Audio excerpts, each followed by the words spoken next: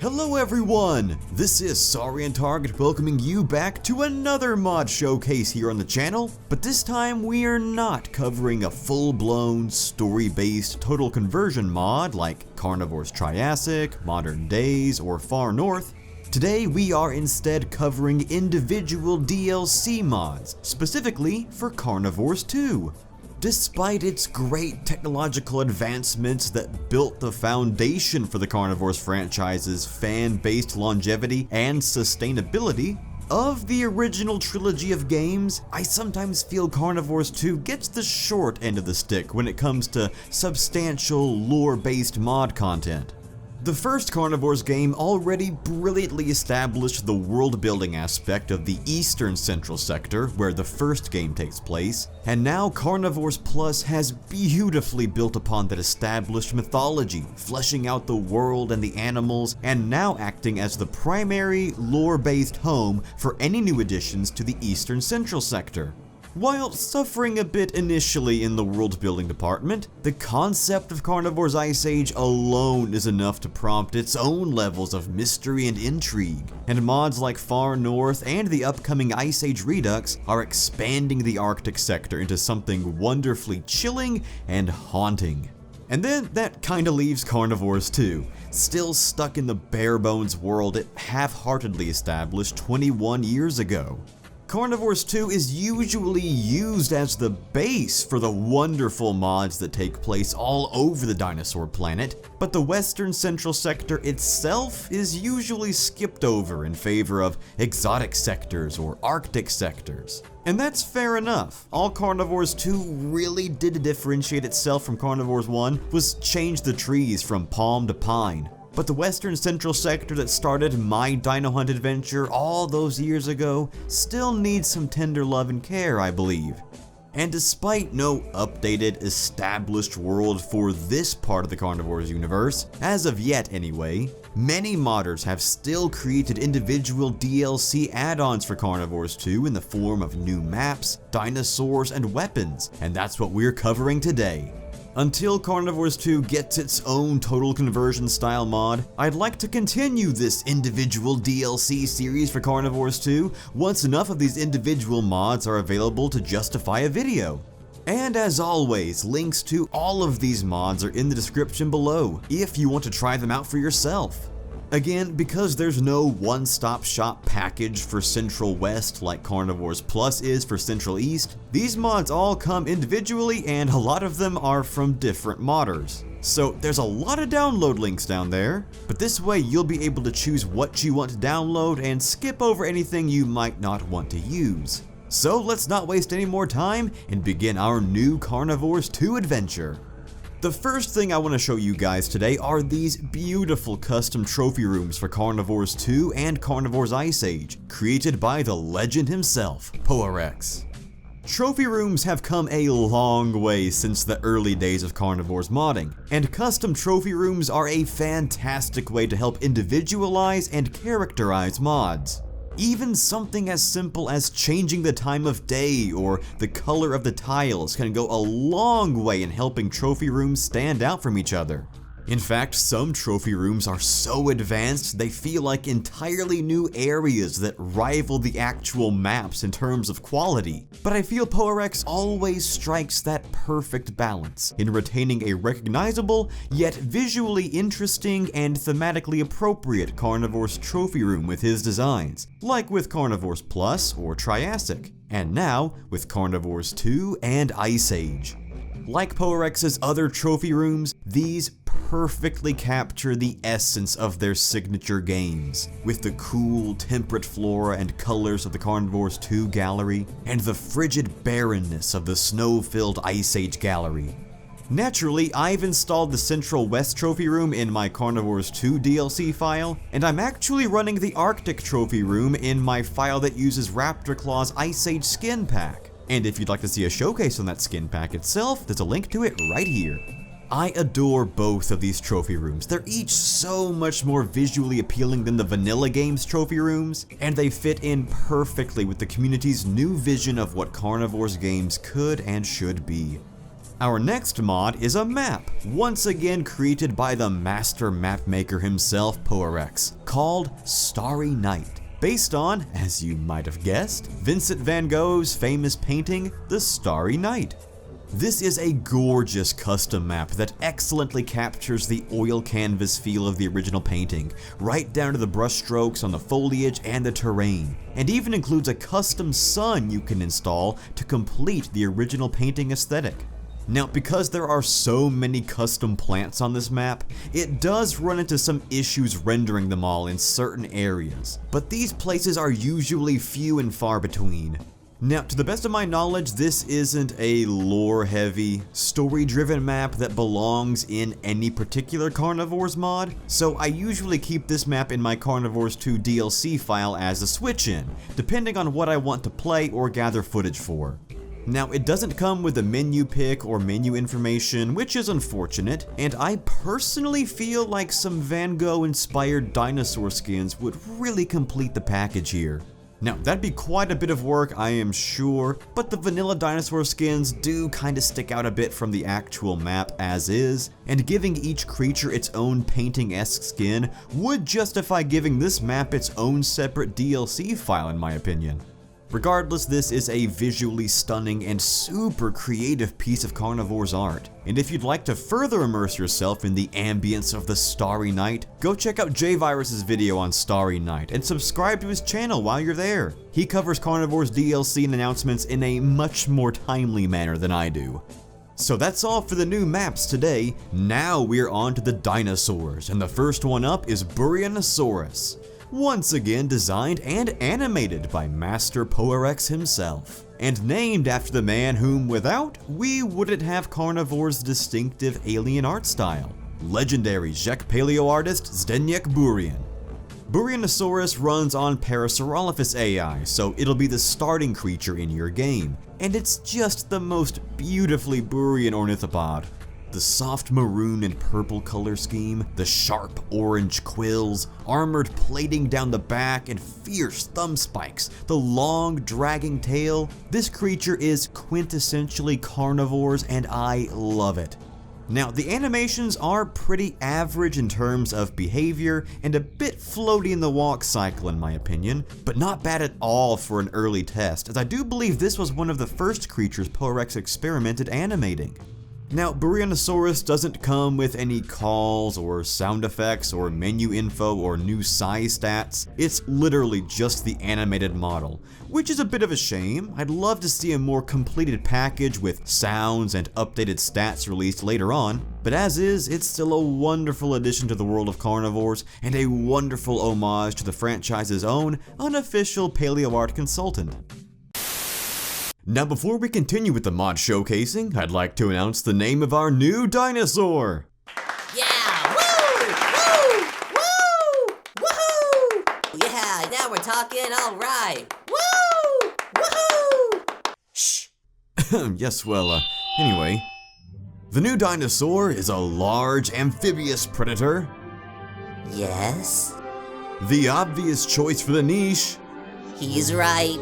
A name you all know, it starts with an S. Big Spino! Please welcome our new dinosaur, Sigilmassasaurus. Yes! Yeah! Nah! Oh, better luck next time, buddy. Woo! Woo! Woohoo! Fans of the Carnivores franchise, now that our Spino is accurately sized, kid? Hold the phone, folks. I'm gonna get an important news flash from Saurian Target. Go ahead, Mr. T. I'm making a complete what of myself? The most embarrassing thing you've ever seen? And now it's worse because I'm typing all my uncultured thoughts into the comments section?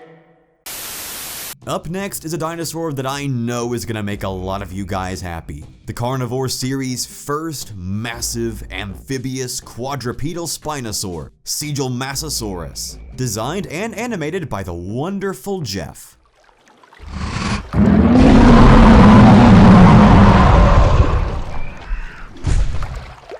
This monstrous dinosaur actually runs on Brachiosaurus AI, where it patrols the waterways, snapping up fish and small dinosaurs in its massive jaws. And it's just such a fun twist on the roll. You'd expect a predator this big to be super dangerous and the most feared creature on the planet, but it just minds its own business as the Western Central Sector's native piscivore, invincible and peaceful, just like the Brachii, and I love it. The design is wonderful with those huge beefy arms and that massive sail. The animations are fluid and convey the enormous majesty this animal commands, and the sound effects are brilliant with bits of alligator hisses and what I think are Godzilla roars snuck in there. This thing looks and sounds every bit as impressive as I hoped Carnivores' first gigantic Spinosaur would be. Something like this is how Tatum should have incorporated a big Spinosaur back when they were trying to appeal to the masses, in my opinion, instead of just doing this. The fact that it actually walks on its knuckles because that's now an outdated concept is just phenomenal to me, and this is easily my favorite Spinosaur in the Carnivores universe. I cannot stress enough how much I adore it. And the final dinosaur on our list today is Burian's own Iguanodon, beautifully brought to life by Cactus, who has proved herself yet again to be one of the most professional Carnivores creature crafters and animators out there.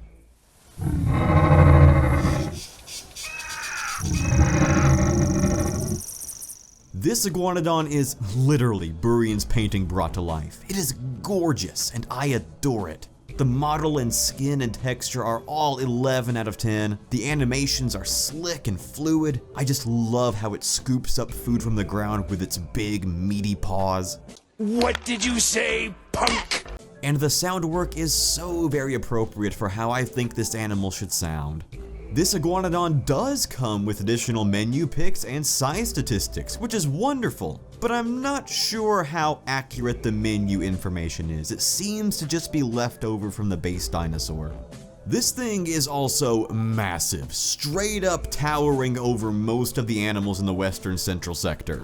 In fact, the big ones are even taller than Tyrannosaurus. I can almost imagine one just punching a T-Rex in the face with that big spiked gauntlet.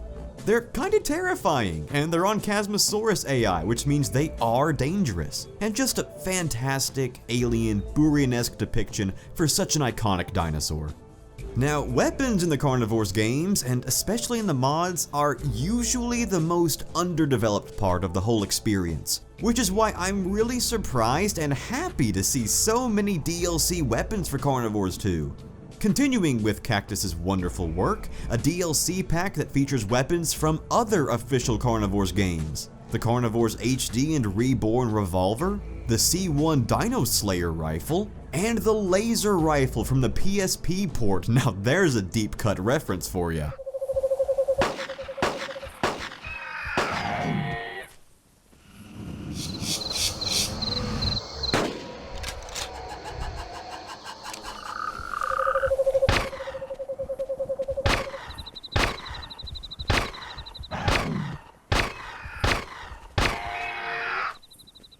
These three weapons are all incredible naturally, beautifully modeled, and about as faithful a recreation as anyone could ask for.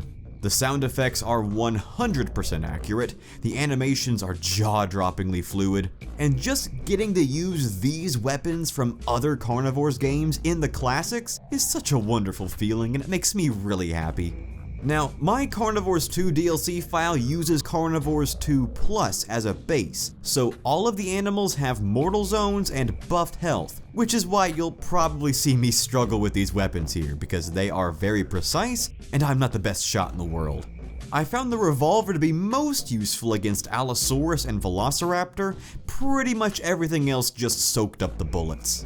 The C1 Dino Slayer I actually found to be most effective against Tyrannosaurus. It's super precise and has zero issues punching through to the beast's brain. And the Lazer rifle, while super fun and creative, I personally found to be the least effective of the three.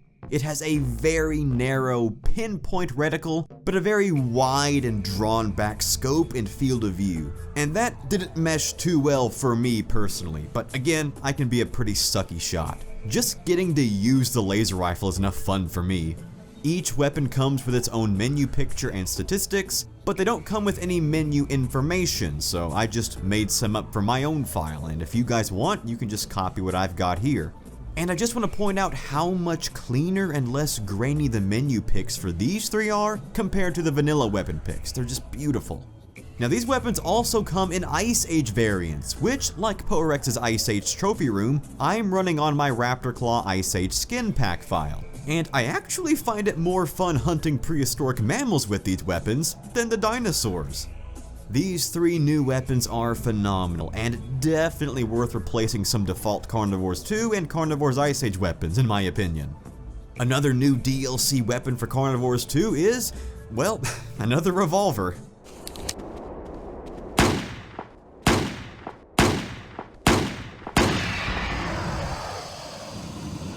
If you guys have been on this channel a while and know me, you know that I'm honestly a bit jaded to revolvers and mods at this point. Especially that OG revolver model the community's been using for years, as much as I do respect it. But this new revolver, created by good old Mertbert, is probably my favorite revolver from the community yet. It looks and feels so heavy and powerful. It actually packs a solid punch. And that reload animation where all the casings fall out of the chamber at once is one of the most satisfying things ever. This revolver even comes with its own menu picture and menu information, which is great. Although the info runs a little long and starts overlapping with the other information on the menu screen, and the menu pick could use just a little more polish to better match the other menu picks in my opinion. But on the whole, this is a solid addition to the Carnivores weapon roster. Right now, I'm running this revolver on my Dinosaur Island DLC file, another Raptor Claw skin pack, and if you want to watch my showcase of it, click right here. But I'd love to see this revolver work its way into other Carnivores mods as a mainstay weapon. Quick side note, Mert has also created a revamped weapons pack for Carnivores Triassic, including a remade USP, 454 revolver, and M40A3 sniper rifle. Now currently, I've got these three weapons in my Triassic DLC file, but I really hope they get incorporated into the next release of Carnivores Triassic so I can talk about them proper there. But until then, I'll leave a link to their download page in the description as well. Also, go check out and subscribe to Mert's channel if you can. He showcases tons of Carnivores mods and topics in a digestible, commentary-less format. It's wonderful. And the final weapon and mod we're covering today is once again designed and animated by Mert, and that is a stylish new Desert Eagle for Carnivores 2.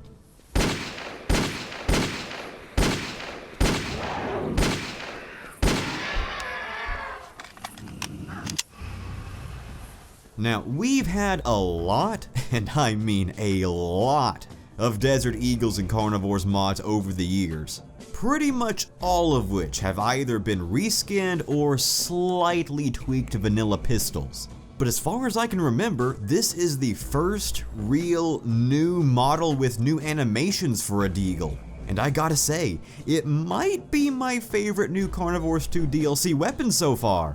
The animations are really nice, the model is great, and for some reason I'm getting some real Crater City vibes from the engravings and color scheme on this thing.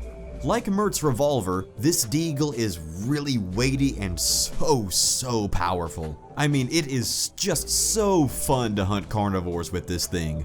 No joke, this Deagle has saved my life more than any other backup weapon in the franchise, save maybe Far North's Chop Shot, and I love it and love using it. It's honestly kind of a disservice to call it a backup weapon. I'd take this thing as my primary hunting arm. Now unfortunately, it doesn't come with any menu picks or information, so again, if you guys want, you can just copy what I've got here. But man, this is one of the most fun and baller weapons I've ever used in a Carnivores game. Right now, I've got it replacing my vanilla 9mm pistol in my Carnivores 2 DLC file, but honestly, it's way too good to be a starting weapon. I'm gonna have to do some rearranging later and give it a spot more worthy of its power. Alright, so there you go guys. I hope you enjoyed our showcase of all the new big DLC packs for Carnivores 2. And if you did, please consider leaving a like. It's free and it really does help me out. Now I tried to catch all of the big players this time around. I'm sure there was some that I missed, like individual skins or something. But again, if you guys want to download these mods for yourself, which I'd highly recommend, links to everything are in the description. And just as a reminder, these are for personal use in your personal mods only. If you plan on making and releasing a mod yourself for other people to play, and you want to use any of these in your mod, you've got to get the creator's permission first. But these have just been my thoughts on the new Carnivores 2 mods. What are yours? What's your favorite new addition, be it map, dinosaur, or weapon? Be sure to let me know what you guys think down in the comments section below. Again, until Carnivores 2 gets its own one-stop shop home for the Western Central Sector content, I'd like to continue this series as more Carnivores 2 DLC content comes out. Maps and weapons are always a nice surprise, but I know for a fact we've got at least a few Central West dinosaurs lined up for future Carnivores 2 DLC releases, like Kentrosaurus, Edmontosaurus, and I'm pretty sure even Old Life Franix has a Western Central Sector variant skin, so be sure to subscribe so you don't miss any new Carnivores content coming your way. Thanks as always guys, you are all the best, and I will see you guys next time.